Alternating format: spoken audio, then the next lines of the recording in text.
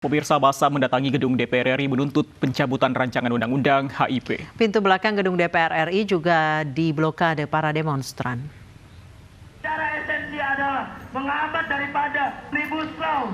Massa menggelar aksi demonstrasi di depan gedung DPR RI Senayan, Jakarta. Massa menuntut agar DPR RI mencabut rancangan undang-undang haluan ideologi Pancasila dari prolegnas. Aksi demonstrasi diikuti 174 ormas lainnya, diantaranya PA 212, FPI, dan GNPF. Massa membawa beberapa poster berisi tuntutan, diantaranya mencabut RUU HIP hingga menuntut mengusut pengusul RUU HIP.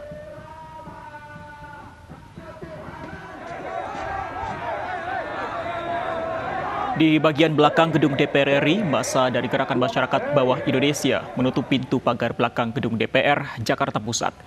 Massa GMBI yang datang dari beberapa wilayah di DKI Jakarta dan Bekasi menuntut agar DPR RI mencabut RUU HIP serta membubarkan panitia kerja RUU HIP yang dianggap mencoreng Pancasila.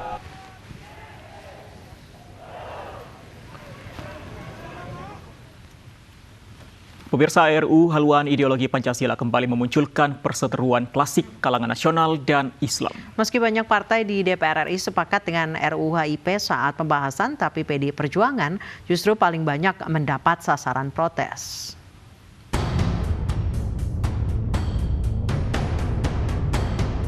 Pidato Soekarno 1 Juni 1945 menjadi momentum kelahiran Pancasila. Hari-hari ini, Indonesia kembali gaduh setelah DPR mengusulkan rancangan Undang-Undang Haluan Ideologi Pancasila. RUU HIP dituding banyak pihak ingin mengebiri Pancasila. Awalnya cuma perkara tidak dimasukkan TAP MPR soal larangan paham komunis sebagai pertimbangan.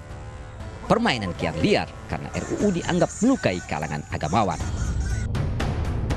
Sila pertama ketuhanan Yang Maha Esa diganggu. Dalam RUU HIP, ketuhanan Yang Maha Esa diubah menjadi ketuhanan yang berkebudayaan dalam bingkai Trisila dan Ekasila.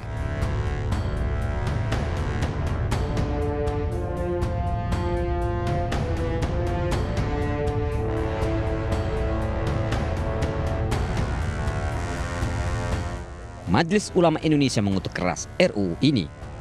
MUI menilai RUU HIP sekuler dan penuh muatan ateis serta bertentangan dengan nilai-nilai Pancasila. Yang Ekasila itu berupa gotong royong. Nah, kalau kita belajar dari pengalaman sejarah, itu sudah bagian dari masa lalu sejarah kita. Dan para pendiri bangsa dan negara sudah secara arif merumuskan kompromi yang disepakati. Penolakan tak hanya dari kalangan ormas Islam seperti NU dan Muhammadiyah, tapi juga dari umat agama lain.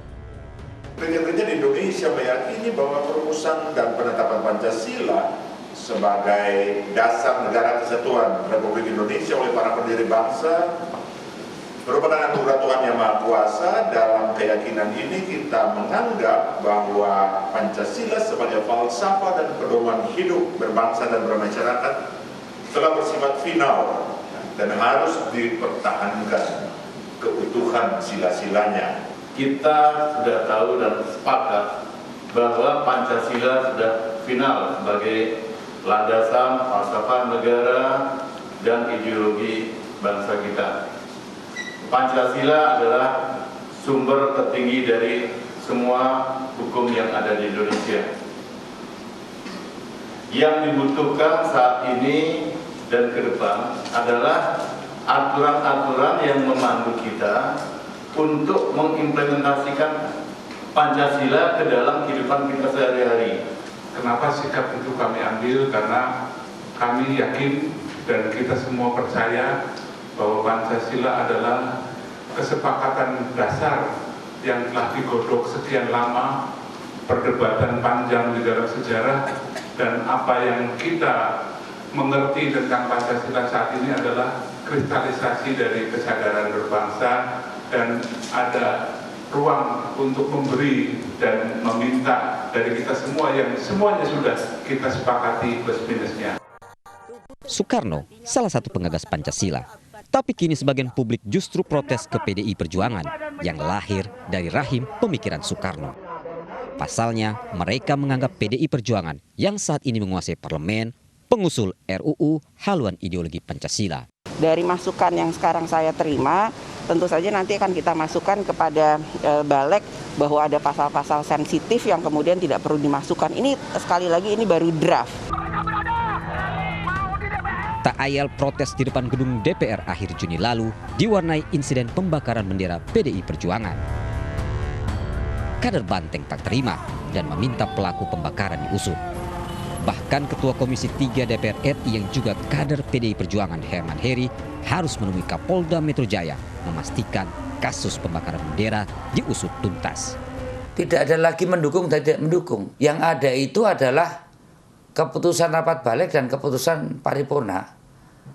Itu adalah sesuatu yang akan ditindaklanjuti di dalam instrumen pembahasan undang-undang di DPR. Kalau ada penolakan, itu ya ada di proses prosedur pembahasan ini, gitu loh.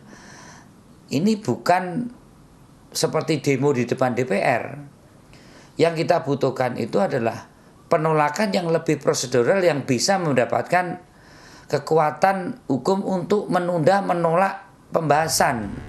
Pemerintah cepat merespon dan meminta DPR menunda pembahasan RUU HIP. Menko Polhukam menegaskan Presiden Jokowi tak akan mengirim utusan saat RUU HIP dibahas parlemen. Dan sesudah Presiden berbicara dengan banyak kalangan dan mempelajari isinya, maka pemerintah memutuskan untuk menunda.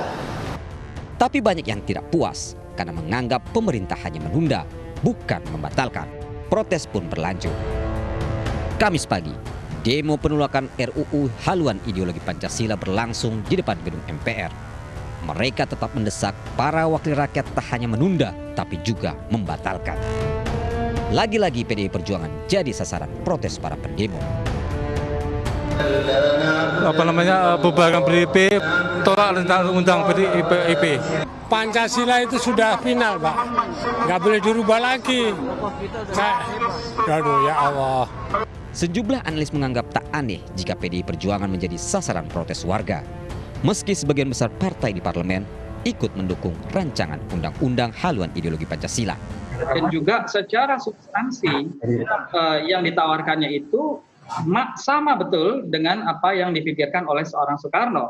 Sehingga ide seperti Eka Sila merupakan perasan dari Pancasila yang ujungnya adalah gotong royong, itu kan satu ide yang sangat tidak asing bagi seorang Soekarno, karena memang dia yang punya ide dasar seperti itu yang kemudian coba untuk diejawantahkan lagi oleh para penerusnya, termasuk PDIP di masa-masa saat ini begitu.